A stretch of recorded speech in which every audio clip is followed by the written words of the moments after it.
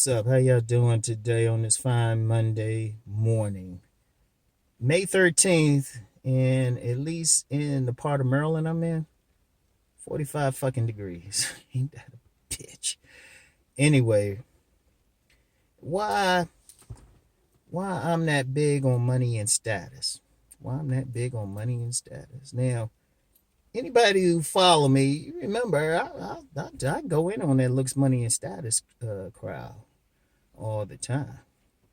And the reason why I do so, because I know, like, I give the looks part. There's an argument for looks. There's an argument. But even then, there's different types of looks. You got to have a certain look with the looks thing, but it's a legitimate argument. The money and status, not so much, especially as far as really getting a fine woman who's really feeling you. Now, understand why I say this. I don't speak on theory. I don't get on it. I'm gonna tell you, I've said this several times. If I speak on something, I've either personally experienced it or know someone who's experienced it, whose word I trust or I've learned to trust. And even then, it's still, I need to experience it before I take it into my consciousness. Now, the reason why I say I'm that big on money and status, understand, and I'll give you a part of my background. I had throughout the 80s, high school, college, graduate level, I had the status part. I had the status part. And then, in school in the late 80s, I at least looked like I had money. Notice I said I looked like, that's a whole other conversation. Brother was living beyond his means, wasn't managing money right. But I looked like I had money. So I had the tailored suits. I had the nice car. Was able to go to plays. I got ticket stubs from the plays I used to go to. Playbills from the plays. Used to go to hotel parties where there's nothing in there but either A, professionals, or B, people in school to become a professional. Had the frats in there and the sororities, the Divine Nine. Had everybody in there. Went to the parties where you had the pro football players. Got mistaken for one time, and that's a key part of the puzzle, because I was a stocky dude, but I could still ball. I was athletic enough to hang with some D1 players in basketball, right? And that's not even my sport. So, had all that. And you know what got played behind it? Because just growing up the way I did, I had a mouthpiece any damn way. So imagine I'm able to talk to women. I'm able to party. Brothers able to dance. Shoot, I had all the pieces. And got some bad women behind it. But as I will find out later, I ain't really get them. Yeah, they had sex. Yeah, some of them had sex. Some of them be like, well, it's a good night. Kiss me on the cheek.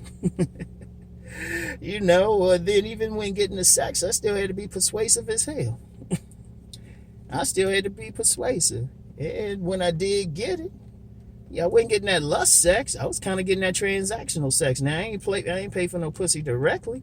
But it was like, you had some women, you probably still do. I haven't dealt with those types in decades, but you got some women, if you take them out somewhere, you spend enough money on them. Now you don't even have to give it to them. You pay for that meal, all of that stuff.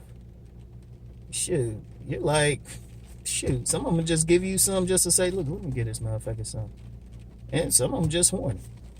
They gonna fuck whoever's right there at the moment. And some were cool with me, but even then it wasn't like that, like bed rattling like type of sex where they just lose all abandon. Shit was pedestrian. All right, so I'm saying all that, but if you saw me on the surface, you walking around with this badass woman. Shoot, even got some pictures from back then. And it was a thing of, I thought I was at the top of the shit. I even told some women I was arrogant about it. I said, yeah, I'm a catch. And on paper, yeah, definitely. Educated black man, had a bright future. Shit. Wait a minute, let me pop this out this defroster. I think this is 45 degrees, and people say there's no global warming. Anyway, let me let this do that. So, alright, but then, and so that was the 80s, but about 1990 for something else that, well, I have to wait till my biography, or autobiography rather. Some stuff happened, and let's just say I was motivated to get into federal law enforcement. So about then, I was in the application process for this agency. I ain't gonna say who, but there's only so many. And part of the thing, if anybody on here has been a member of any federal agency, you know you gotta pass a PT test. So yeah, I was big and stocky, but the PT test required I do a certain amount of push-ups, a certain amount of sit-ups, and actually sprint 2 miles under 16 minutes. So I had to start training. I had to start running and everything. So that's what I did. And I started losing weight. I started getting tighter. For those who really don't want to join a gym, you never go wrong with body weight exercises. Just basic push-ups. According to a personal trainer, they don't really promote doing sit-ups anymore, but you definitely do crunches, anything with the abs, and running. I advise, because I don't really run now because I was like running on concrete. I don't advise that, even with good shoes. You can find a tracker someplace. But as a result, my body got tighter. But also, too, because of some other circumstances, I ain't had that money to fake like I was balling like I used to. I ain't have that money anymore. I mean, I made enough. And plus, because this particular agency would have required me to move and probably relocate, I didn't put any roots down or try to get like a really steady job. So I didn't have as much money. In fact, I was living at my grandmother's house at the time. Keep that in mind for the context of what I'm saying. I was living in my grandmother's house because I figured I'm gonna move anyway. Why put down money if I might have to break a lease or get a home or anything, or even get a regular job if I know I'm gonna quit it. So I just worked on when I was working on some temp things that whole time. So anyway, as the body went down, as the body got tighter and leaner, I noticed that women started treating me different. In fact, there were a couple women who I went out with before, and they weren't parting with anything. All of a sudden, Rom became very attractive to them. Now, understand, even for the looks crowd, my face hadn't changed significantly. Not significantly. I mean, later on, it would lose. I would get a real lean look on the face, but at the time when these women came about, my face was generally the same. But the body had lost some weight and was getting tighter. And these women were doing vile things to my body. Like, if a woman is sucking your dick well, that probably means more than her just laying there, you just pumping away happy. It takes a lot for a woman to take a dick in her mouth.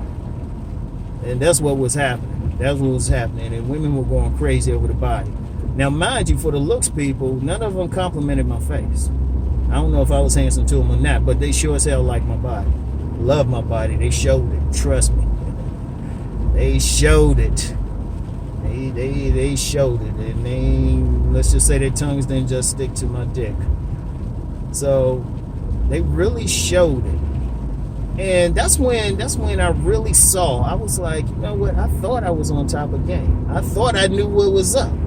And I was like, I ain't no shit. In fact, I had some women who had friends on me before during my money and status period, or fronting money and status. They had friends on me, and they just say, yeah, Rom, it's all about the body. Your body right now. They told me straight up.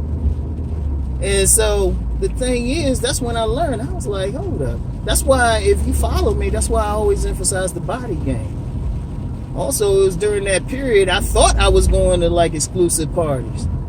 But it's a big difference going to a hotel party where everybody dressed up and then going to a party where you had to know somebody and, you walk in and there's a bunch of women half naked. I'm just saying, at somebody's house. And the biggest thing you had to do was be discreet.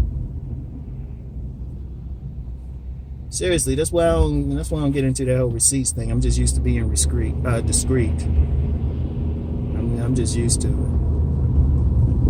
Because you got some of those same professionals who they'll take that money and status guy, parade him around, hold his hand in public and all that shit, maybe even marry him. But then you get into that underworld, it's a totally different thing. You start seeing that, you realize that other stuff is some bullshit. Yeah, you get something, but let's put it like this. All y'all dudes you think you got a woman with money and status, double back home one day. Just on a random day, just double back home, or shoot, if you think you slick enough, follow that woman. Or pay attention to little shit. If you really think it, because then you see the other side. You see the other side. And I saw the other side of women. A lot of dudes don't want to hear this, but that's when did that side dude thing for a few women. These were professionals. They had decent dudes too. I had to stop the shit. They weren't. And that's why, seeing both sides, then you was like, well, you know what? This shit don't really mean much. I mean, you get something. And even then, with the money and status, you still got to have some game. Some people be thinking, you need more game there. Because the woman ain't having any lust for you. She don't have any real lust. So you still got to play it a little bit. It's not automatic, you got some money and status, she fuck you. Usually, most of the time, it's transactional. Most of the time, you're dealing with a acceptable hoe. Shoot, most of the time you're going to be paying, and see, some guys accept it, but see, you know what the thing is? In fact, you know what? I don't want this to be too long. I'm going to talk about that tomorrow. Why a lot of guys still are not going to get it. And that's one thing I got to remember. I don't feel like trying to squeeze in there. I got to remember. And I'm going to talk about that tomorrow. Why some guys, they insist. And why I'll just say it on YouTube now. I'll give y'all a clue. I know for sure Cousin T-Tar, Alan Roger Curry know for sure where I'm going. And what I understand. Because they say some stuff. There might be some other people. No disrespect to anybody else. But I'm just going on what somebody said. There's a certain way people going to talk if they seen that other side. And why they understand it. So anyway. That's all I got for today, y'all. I'm going here. Yeah, cutting again. I was cheating the last few weeks, so I get beach time in the end of June. So, yeah. So anyway, I'll talk to y'all. Peace.